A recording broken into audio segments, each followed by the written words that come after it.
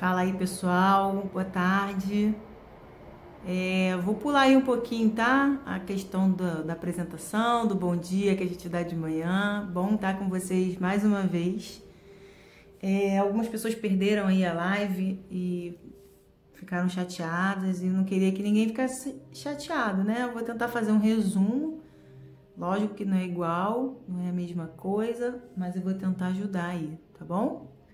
Esse é o quadro que a gente utilizou hoje de manhã, não apaguei até agora justamente por isso, tá? Eu não sei, a live sumiu, simplesmente eu não tive nem opção de postar, né? Então já foi, de repente não era para ser, é o que a Adri falou, não era para ser.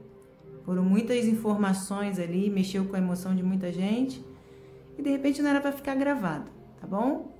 Então assim, ó, o tema de hoje foi a infância, né? E suas repercussões.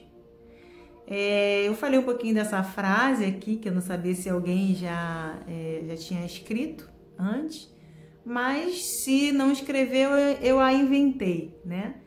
Que é: fale-me sobre sua infância, que te direi quem tu és.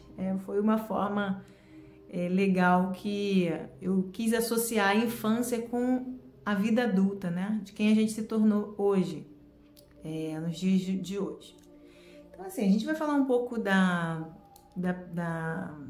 primeiras relações, né, da vida infantil, primeira infância, que eu falei também que eu tenho falado que é de 0 a 7 anos, que, porém, esses estudos que eu fiz para essa live, eu peguei muitos estudos trazendo relações até 6. Então, tem uma variação aí de 6 a 7 anos, tá?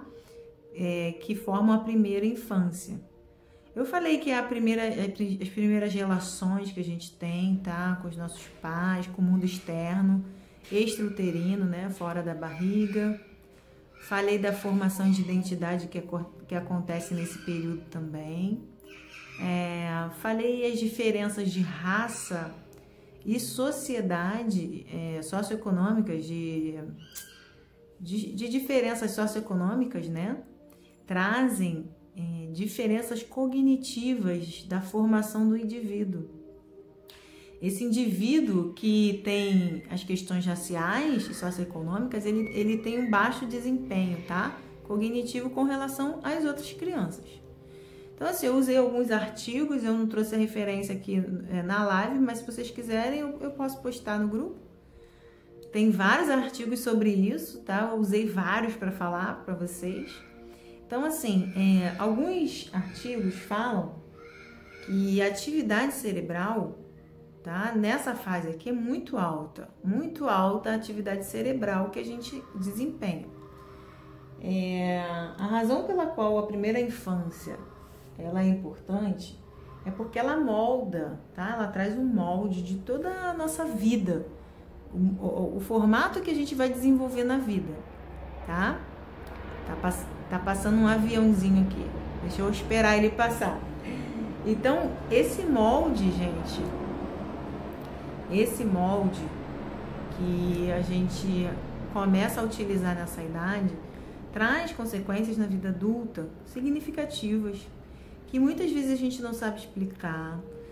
Por quê? O que acontece? Quando a gente tem de 0, 1 mês, 2, 3, a gente não lembra. Dificilmente vocês vão falar para mim que lembram dessa fase, mas não quer dizer que a gente não tenha memória dessa fase, o afeto que a criança está tendo nesse momento, tá? E isso é muito importante para a aprendizagem da criança, para o comportamento dessa criança, a saúde física, a saúde mental, né? São bases estabelecidas nesse período da vida, E a gente não pode negligenciar isso. Um artigo que eu trouxe fala muito sobre a diferença das crianças dessas crianças, tá? Com essa questão socioeconômicas e raciais, que o desempenho cognitivo, a partir dos 9 meses, a gente já começa a ver a diferença. 9 meses, gente, 9 meses é muito cedo, né? Mas sim, 9 meses a criança já tem contato com o mundo, tá? Já tem contato com a forma, com os gestos, com afeto. E aos 2 anos de idade, essa diferença cognitiva ela já está constatada. Quando a gente usa o mapeamento cerebral nessas crianças, vocês vão ver atividades cerebrais bem intensas para um tipo de criança, diferente das crianças que estão aqui, ó, nessa região, socioeconômicas e raciais, com diferenças, tá? Então, essas crianças com 2 anos de idade, que já estão à frente das outras, vão desempenhar uma função cognitiva bem mais alta ao decorrer da vida comparada com as outras. Isso é fato, isso a gente já consegue identificar, tá? Às vezes a gente vê uma pessoa com baixa capacidade cognitiva, mas tem fatores estimulando, fatores que estimulam, né? Como o meio ambiente, os pais, a rotina, tudo isso influencia no crescimento dessa pessoa, desse ser aqui. Eu falei também um pouco sobre estudos de crianças adotadas com 4 meses, com 8 meses e após esse período. As crianças adotadas com até 4 meses de idade, a função dela cognitiva, do mapeamento cerebral, não apresentou diferença, tá? Apresentou um padrão normal. Já as crianças que foram adotadas a partir de 8 meses de idade, ela já aos 11 anos, ela apresenta uma diferença cognitiva, tá? Um tamanho diminuído do cérebro, o cérebro está um pouco menor do que o normal. Criança com uma capacidade metabólica menor também, mais baixa, função metabólica. E aí você vê que 8 meses a criança já tem uma percepção de mundo diferente da criança que tem 4 meses. 8 meses uma criança já interage muito, tá? Então assim, se a gente não lembra, a gente não sabe disso aqui, a gente fica muito sem saber da onde vieram algumas questões na nossa vida, que é o que eu comentei depois, a carência afetiva e tudo mais que a gente vai chegar lá. Então, assim, o afeto dos pais é essencial para a formação dessa criança, tá bom? Então, assim, você vai ver crianças que têm afeto dos pais, mas que têm sentimento de rejeição e abandono do mesmo jeito. Só que quando você questiona a relação dela com os pais, elas não sabem associar, elas falam que não, que foi maravilhoso, que os pais dela são maravilhosos, que eles são às vezes separados também, tá? A separação é um trauma para a criança, tá? Uma criança que convive diariamente com seus pais, com o pai, com a mãe, e de repente ela rompe isso, a gente tem uma ruptura, a gente vai ver sequelas também, tá? De abandono, mesmo que seja, que não gere conscientemente uma relação com os pais. Ah, meu pai me abandonou. Não, meu pai separou da minha mãe só. Só que quando a gente tem 1 ano, 2, 3, a gente não tem essa percepção. Meu pai se separou da minha mãe. Não, a gente tem traumas, tá? Isso gera traumas para uma criança. Eu até comentei hoje, quando uma mãe, ela tá de licença maternidade, né? E cuida do filho o tempo todo. E de repente ela volta a trabalhar. Acabou a licença maternidade dela, ela precisou voltar a trabalhar.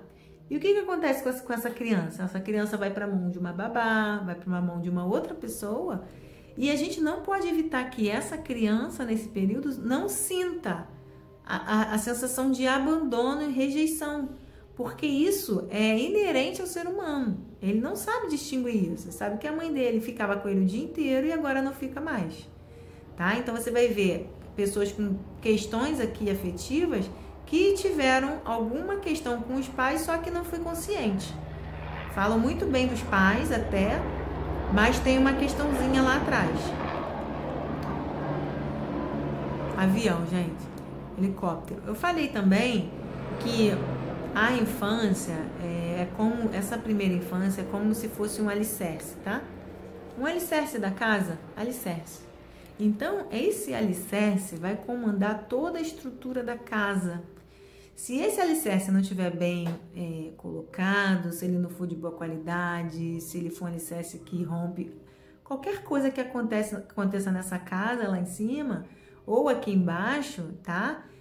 Principalmente aqui embaixo, no caso, né? Vai ter relação com a casa em si. Se você tem uma questão aqui, que mesmo inconsciente, ela não deixa de existir. A gente tem problemas na vida, tá? Que às vezes a gente não sabe nem de onde vem.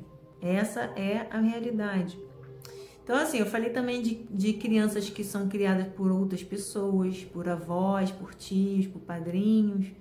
E mesmo que ela receba todo o amor do mundo, ela tem um sentimento de rejeição e abandono, tá? Porque por mais que você seja amado, você quer saber dos seus pais, você quer o carinho, o amor dos seus pais. Afinal, foi deles, né? Eles geraram você, eles trouxeram aí você ao mundo. E você não conviver com seus pais traz traumas importantes, sim, tá? E às vezes é o que eu falei, consciente ou inconsciente. Não adianta. Isso tudo aqui, gente, às vezes é separação dos pais, entre outras questões. A gente vai gerar uma carência afetiva, tá? Falei também de traumas, tá? Traumas emocionais, físicos, ambientais, tá? Acidentes de carro também, chuvas, enxurradas, coisas que as crianças passam bem pequenininhas e às vezes elas nem lembram, tá? Elas nem lembram, dificuldades que os pais passam. E falei também da violência sexual, que ela é muito alta, uma taxa altíssima, tá? Entre os adultos. 1/4 dos adultos relatam ter sofrido violência sexual na infância. Então, você vai ver que 70% desses abusos, tá escrito errado aqui, gente, desde aquela hora que eu não consegui ler. 70% desses adultos que sofrem esses abusos são pais, sofrem pelos pais ou padrastos, tá? Então, esses pais e padrastos, eles, além de eles abusarem dessa criança, eles convivem, a criança é obrigada a conviver nesse meio, sabe? Então, ela vive num meio onde ela é hostilizada e isso traz consequências graves para essa criança. Às vezes vai ser uma criança que vai ter realmente uma dificuldade de relacionamento de uma forma geral. E o que eu falei também? Falei que esse assunto é um assunto de extrema relevância, tá? Que nem todo mundo quer mexer, nem todo mundo quer falar as suas coisas acontecidas na infância, os traumas, né? E falei que pra gente resolver uma situação, a gente precisa deixar vir para poder deixar ir, tá? Falei também que o trauma, tá? O trauma em si, emocional, qual seja ele, as pesquisas apontam que a criança que sofre trauma, ela tem uma alteração na estrutura cerebral, olha só. O cérebro muda a sua formação, tá?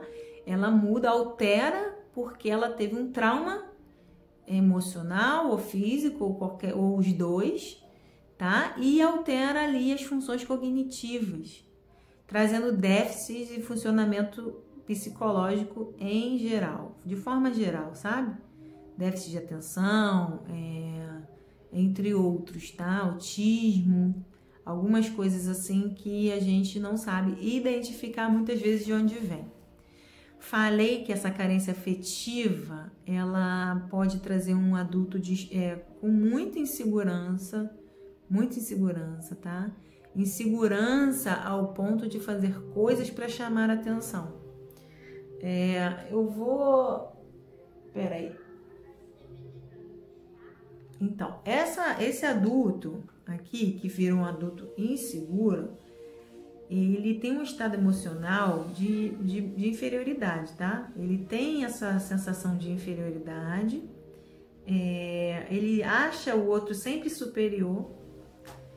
Na visão de uma criança, quando eu falei também sobre isso, quando uma criança ela tem uma família, tá, muito conturbado, o meio dela é muito conturbado, às vezes quando ela começa a ter contato com outra criança, que ela vê que não é normal, vê aquela criança com o pai e com a mãe, num ambiente sereno, ela começa a se questionar, ela acha que o outro amiguinho é melhor que ela por causa disso, que o outro amiguinho é melhor que ela por causa disso, tá? Ela necessita ali ter algumas coisas, como eu posso chamar?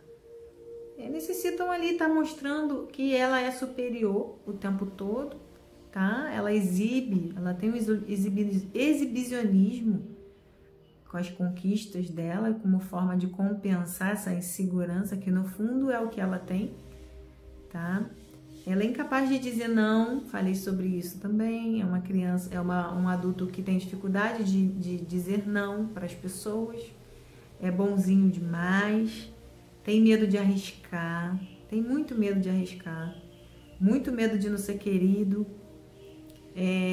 tem um perfeccionismo excessivo, busca o tempo todo pela aprovação das pessoas, tá? Ou seja, aprovação externa.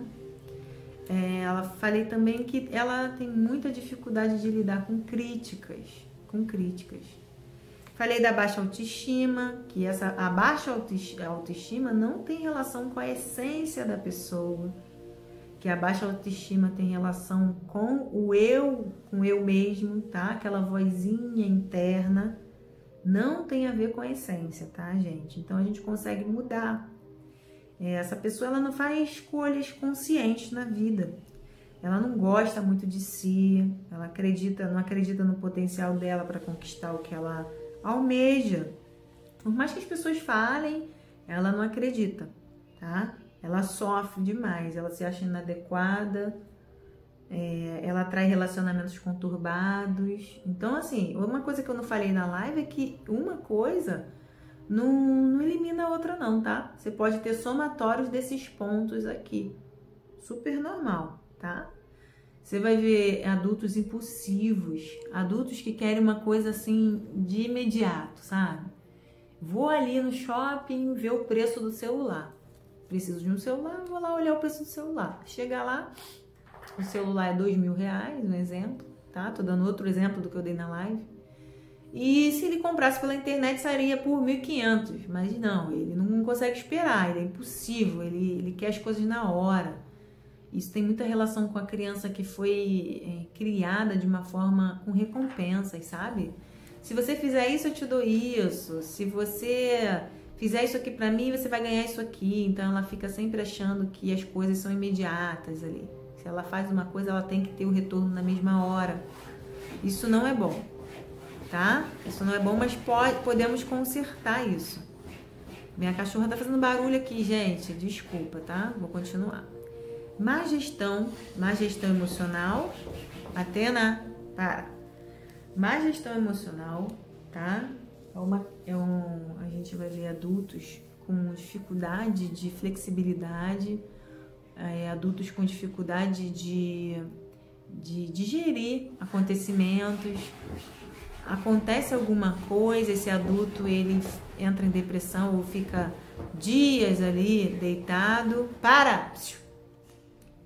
Desculpa, gente, minha cachorra tá aqui perturbando. Então ela tem essa má gestão dela emocional, faz com que ela além de ter dificuldade ali para ser flexível, ela se sente muito injustiçada e ela demora muito para subir, sabe? Demora para subir, demora para voltar ao estado dela normal. Você vai ver pessoas com carência afetiva com distúrbios psicológicos, tá? Com transtornos de ansiedade, transtornos muito fortes de ansiedade, tá? Compulsões, a gente falou sobre isso também. Bipolaridade, depressão. Depressão, eu falei também que a depressão em si tem uma relação muito forte com os pais da gente, tá? Com esse buraco existencial que fica na ausência de um pai, de uma mãe. Por mais que a gente ache que é só uma tristeza profunda, tá? Tem uma relação muito importante. A importância de a gente ser bem resolvido com os nossos pais. Parte disso, tá? Para a gente evitar depressões também. Dificuldade de estabelecer fortes relações emocionais, que é quando a pessoa ela se relaciona com todo mundo, mas ela não se aprofunda, porque ela tem um medo de rejeição, né? Ela tem medo de sofrer, ela tem medo de ser rejeitada, então ela é uma proteção que essa pessoa ela adota de forma até inconsciente, tá? Isso não é consciente, não. Mas você vai ver pessoas assim, maravilhosas até, mas que você tem um limite. Tem um limite. Ela impõe um limite para você. E aí eu falei sobre isso, falei sobre o transtorno de humor, né? Que essas pessoas sofrem. Elas têm realmente um transtorno de humor porque ela não sabe ainda lidar com isso. Aí você vai ver essas pessoas aqui, ó, com relacionamentos conturbados, pessoas que jogam todo o peso dessa carência em um parceiro, em uma parceira, em uma amizade, muitas vezes, tá? Então, a gente precisa entender que esse tipo de pessoa que tem esses transtornos, esse apego exagerado, essa compulsão, esses sentimentos loucos pelas outras pessoas, a questão dela foi no alicerce dela, né? Foi o que eu falei na live hoje. O problema dela tá lá no alicerce da casa. Não tá na casa em si, tá no alicerce. Se o alicerce não estiver bem, se ele tombar, a casa tomba. Então, assim, se você não teve um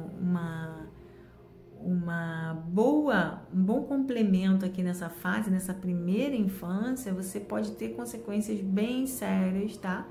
Assim, gente, a gente não pode pensar também que tudo isso vai moldar a nossa vida. Não é isso, tá? Nem tenho intenção que vocês fiquem presos nisso, não. Isso aqui vai servir para outras coisas. Eu vou falar no final, já falei na live, vou falar de novo, tá? Mas vou terminar aqui. Falei de transtornos psicóticos, né? Esquizofrenias, ausência, pessoa que vive fora da realidade. Falei também de transtornos pós-traumáticos, ou seja, a pessoa viveu um trauma aqui, ó, lá na adolescência ou na infância mesmo em si, e a pessoa revive isso, sabe? Ela revive, ela vê uma foto, ela vê alguma coisa que lembra aquele trauma, ela adoece, ela fica triste, ela tem os sintomas no corpo novamente, ela entra pro buraco, tá? Então, assim, a gente sabe que esses tipos de coisas acontecem o tempo todo, tá? Mas se você tiver uma base forte aqui, as coisas você consegue lidar melhor. Se você não tiver essa base firme, sabe? Se você não tiver essa base firme, você vai o tempo todo, sabe assim, o alicerce da casa tá lá. Mas aí, a casa vai estar sempre caindo um telhado, uma parede torta, um reboco caindo, e aí a gente só consegue enxergar aquela situação momentânea ali, do agora. A gente não puxa e fala, nossa, por que eu sou tão carente? Por que eu tenho dificuldade de dizer não? Por que eu tenho que agradar todo mundo? Por que a crítica do outro me faz tão mal? E aí a gente começa a querer nos conhecer, né? É o que eu falei, quando a gente se conhece, a gente conhece muito mais o outro também. A gente respeita a dor das pessoas, a gente tem menos julgamento para as pessoas. Você vai ver pessoas querendo se apegar no ego, tá? No ego. Isso é muito comum, muito comum. Essa pessoa mostra total insegurança, tá? Porque a criança, quando ela é pequena, gente, ela tem um ego muito alto. A criança quer ganhar, a criança quer ser melhor. Isso é normal ali da criança. A gente vê crianças assim, tristes quando perde um jogo, fica aborrecida, chora. É o ego, né? De não saber lidar com isso. E aí você vai ver adultos com isso aqui com muita força, tá? E aí você vai saber identificar. Quando você começar a ver os questionamentos que as pessoas trazem para você, até mesmo no atendimento, quem atende, tá? Pessoas que trabalham com a saúde ou lidar com o público, as pessoas elas sempre vão ter um porquê a mais. Essa frase justamente eu coloquei por isso, porque se você for buscar, existem histórias, né, dessa pessoa, da infância, dos pais dessa pessoa. E aí, a gente para de julgar, a gente vira a página, né? A gente deixa de ser julgador, a gente passa a ser uma pessoa que cuida melhor do outro, a gente começa a fazer a nossa parte, a gente tira o foco do problema, a gente vê uma pessoa dessa aqui com baixo comportamento cognitivo e a gente fala que a pessoa é burra, que ela tem problema, e assim, a gente não sabe o que essa pessoa passou, o que ela passa. se ela passou fome, se ela tem o que comer dentro de casa, tudo isso, sabe? Coisas que às vezes a gente não para pensar, a gente só julga. Então, você entender a si mesmo, você consegue olhar para o resto do mundo com outra percepção. E aí você entende que os seus pais, os culpados, né? Os culpados que não são culpados, né? Os culpados que não são culpados, essa é a realidade. Porque quando você reclama do seu pai, você esquece que ele passou por tudo isso aqui também, ó. A sua mãe, o seu pai, você não sabe. Antes de ele ser seu pai, antes de ser sua mãe, ele é uma pessoa, ele tem uma história, ele também teve uma mãe, ou não, né? Ou foi criado por alguém ou não, a gente não sabe. E eu acho interessante vocês descobrirem um pouco mais sobre isso, tá? A live foi um pouco mais intensa, mas eu acho que deu para ilustrar bem. Eu não queria deixar vocês sem a informação, tá? Espero que ajudem vocês aí. Um beijo para todo mundo, tá? Até amanhã.